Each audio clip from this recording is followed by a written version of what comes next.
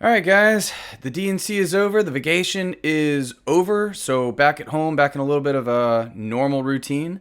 And going to talk about, I guess, what I would call the key highlights or takeaways from the DNC. I did not watch the entire thing. I was on vacation. I could think of better things to do with my time. Honestly, I think I would rather stick a toothpick between my toenail and kick a wall than watch 4 days of the DNC straight. It's just a giant... I mean, whatever. I can't deal with that much rah-rah Democratic Party all in one sitting. But there were some funny takeaways from it, and so I wanted to take a look at a couple of those. And then a really interesting one that is from somebody that was not a politician. So first up, there were some good zingers. Michelle Obama gave a speech. I always thought it was funny because the Republicans have long time villainized Michelle Obama, and they also keep doing the whole, like, she's going to become president, Biden's going to be dropping out any minute now, and they're going to replace him with Michelle Obama. Even though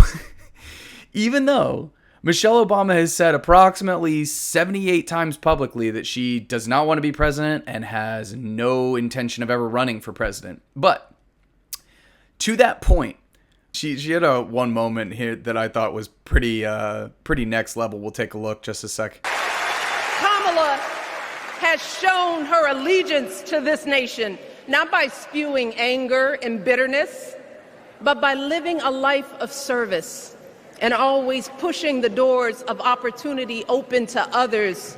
She understands that most of us will never be afforded the grace of failing forward. We will never benefit from the affirmative action of generational wealth.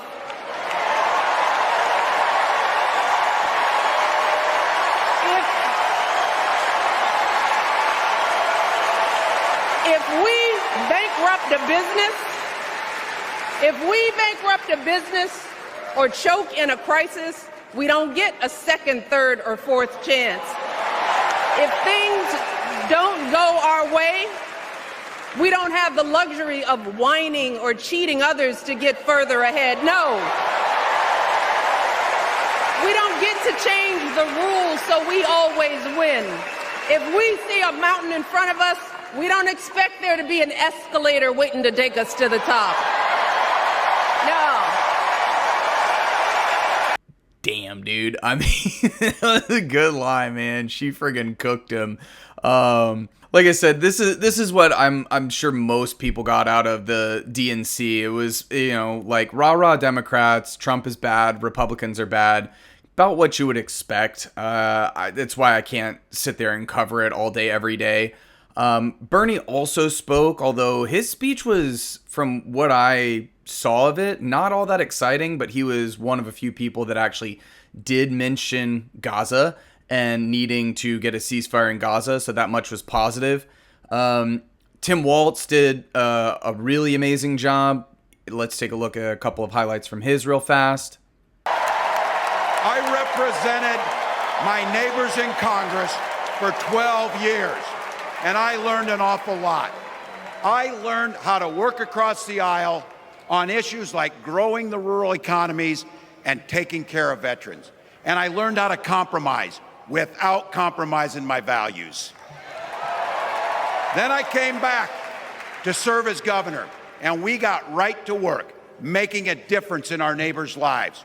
We cut taxes for the middle class. We passed paid family and medical leave. We invested in fighting crime and affordable housing. We cut the cost of prescription drugs and helped people escape the kind of medical debt that nearly sank my family. And we made sure that every kid in our state gets breakfast and lunch every day. So while other states were banning books from their schools, we were banishing hunger from ours.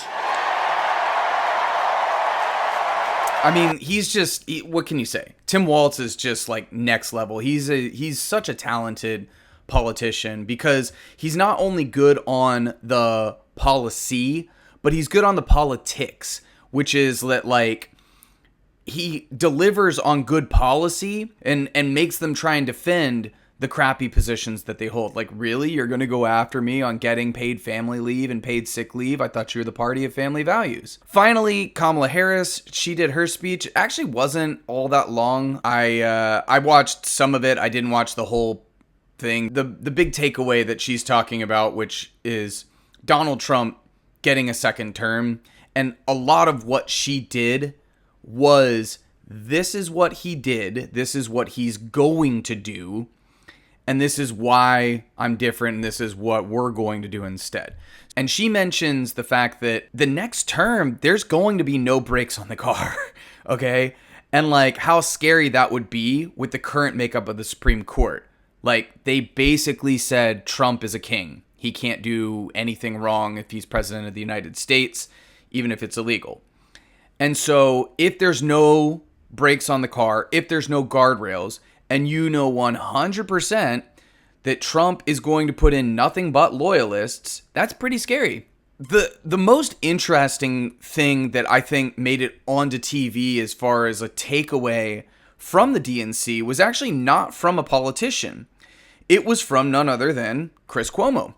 And Chris Cuomo now works for News Nation, but he had a little bit to say about money in politics that was super interesting.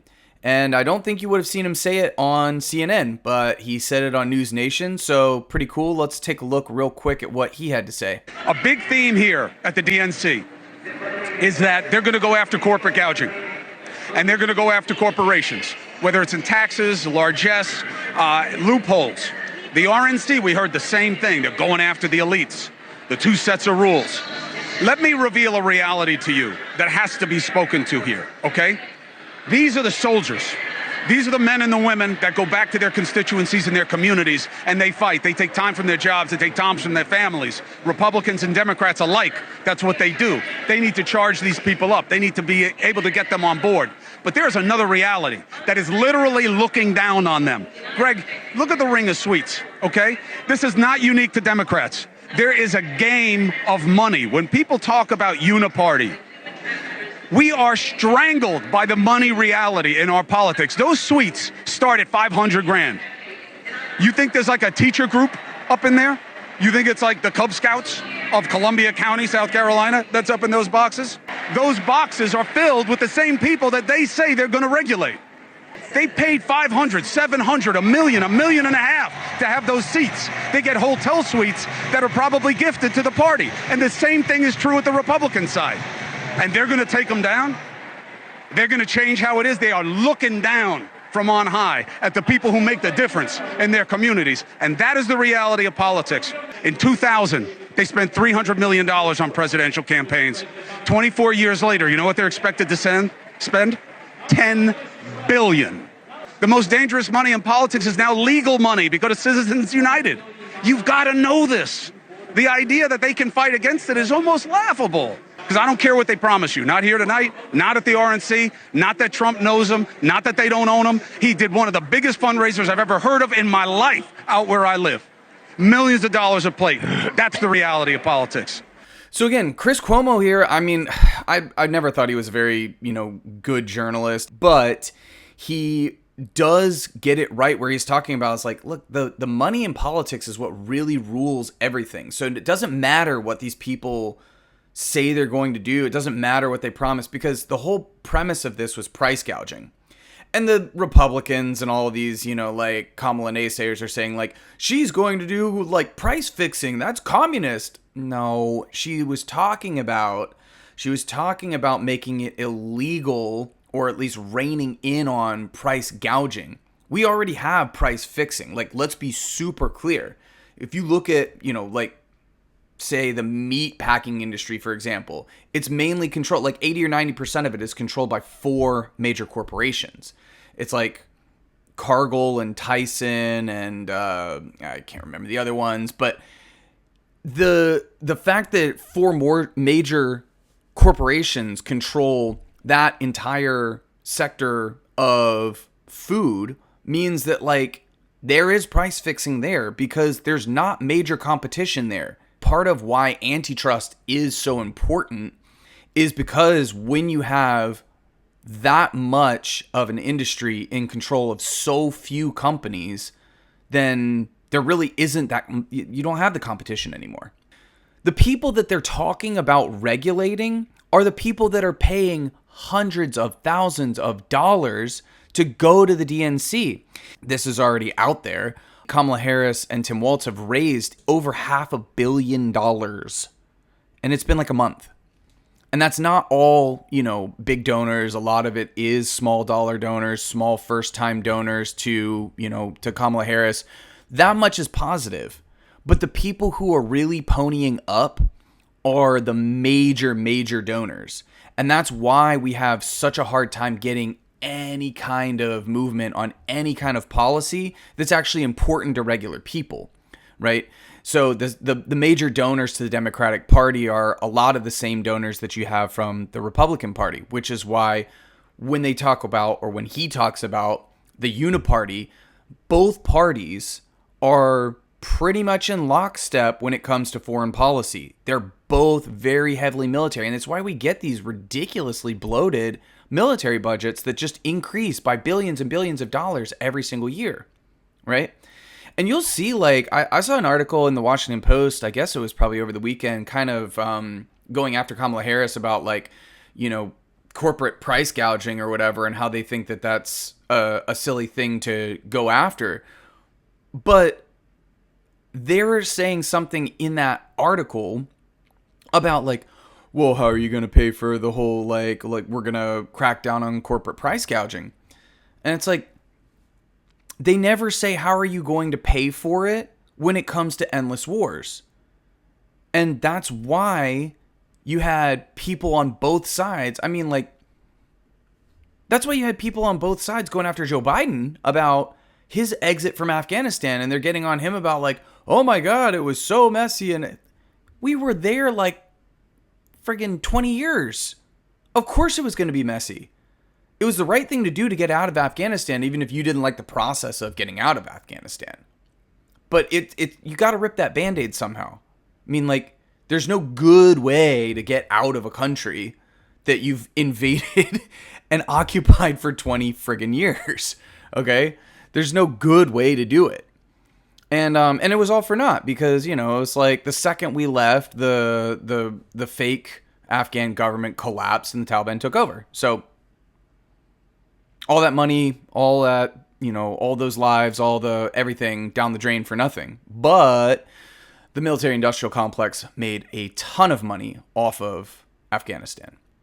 So whenever there's talk about, what the politician's going to do, who's going to do what, a lot of these are things that you say to get elected. And I've said this a couple of times. It doesn't matter what you say, it's what you do. And if we can get even 10% of, some of the things that Tim Walz did in Minnesota, and Kamala Harris has said that she would like to emulate on a national level, that would be super positive. But the whole going after price gouging and going after these big corporations, as Chris Cuomo correctly points out, these are the major money donors to the party. And so it's all just, it's just running their mouth. It's saying stuff to get elected. So, I mean, we'll see.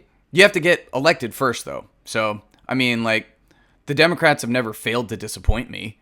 But avoiding another Trump term would be step number one. And then I can start criticizing Kamala Harris on all of the things that she's falling short on in terms of promises. But yeah, like I said, those were some of the key takeaways that I got from the convention. Thanks so much. Please like and subscribe. It helps out. It gets this out to more people. It helps me grow the channel. It's totally free and it means the world to me. And I'll see you in the next one. Peace.